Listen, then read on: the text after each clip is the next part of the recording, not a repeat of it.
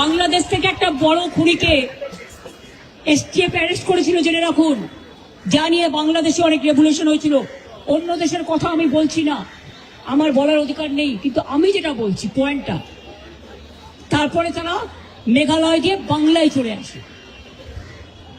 বাংলায় যখন চলে আসে তখন আমাদের এসটিএফ তাকে ধরে, এটা তাদের ক্রেডিট।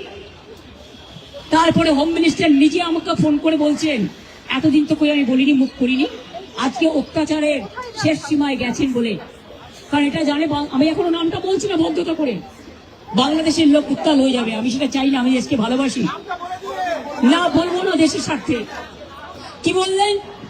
आप थोड़ा आपको बंगाल पुलिस को बोल दो ये बात बाहर में नहीं कहने के लिए,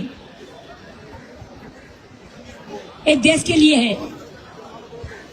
কাকে দিয়ে খুন করিয়েছিলেন, কার কার নাম বেরিয়েছিল, আজ গভর্নমেন্ট চেঞ্জ হলেও মনে রাখবেন আমি তো সবটাই জানি। আমার হৃদয়টাই একটা কথা ভান্ডার, তথ্য ভান্ডার, সত্য ভান্ডার।